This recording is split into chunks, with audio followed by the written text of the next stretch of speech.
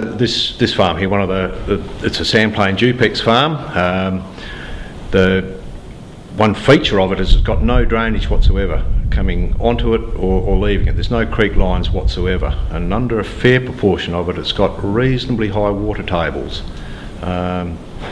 So what we've been trying to do, I've been using different perennial mixes on all sorts of countries, from the semi-saline sort of country. It's got some deep Christmas tree sands, and even on some of the better country we're growing different sort of things. So like on the salt lands, where most of my plantings are based on tall wheatgrass, that's probably 60% of the mix, and then I'll put anything else in there that I think I can grow on it, using some of the old favourites like saltbush, puccinelia, and then I'll throw in some weird and wonderful stuff, like I might even put in a bit of lucerne depending on the paddock at very low rates. I've tried a bit of rhagodia, which is a native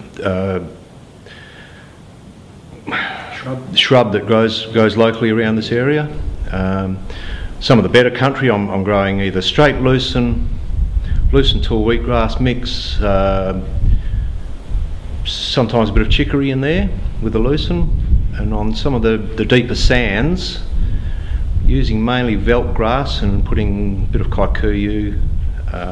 Yeah, basically anything I think that might have a chance in that sort of country. We use our normal cropping machinery to put the mix in. That's including the saltbush. None of our country is bare salt scald, so we're not needing to use a niche seed or anything like that.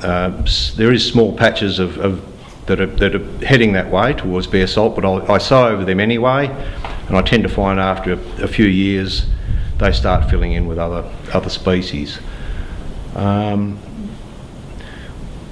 Harvesting a fair bit of our own seed, and that helps reduce our costs of establishment, and also you can use what rate you want to, and any surplus seed I sell.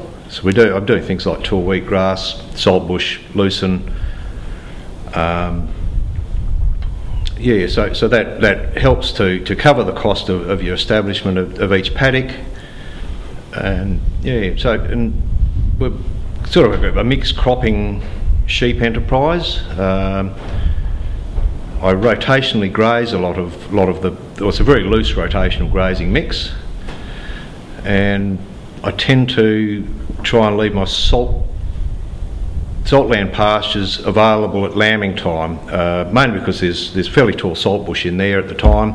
It's a pretty tall wheatgrass, and it's a nice sheltered environment for lambs, which I reckon gives me an increase in my lambing percentage.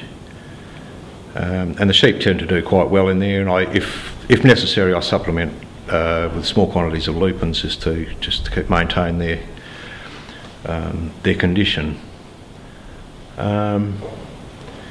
Just perhaps some of the site works. We tend to, when we start planting perennials, I'd probably fence the piece off to start with to soil type, and then I'd put in very shallow drains with a grader, and we're only talking shallow. This is to take any ponding off, and I try and make them so that I can seed over them.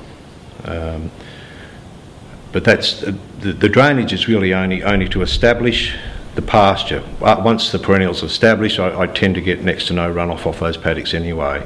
There's quite a buffering capacity once the perennials are there,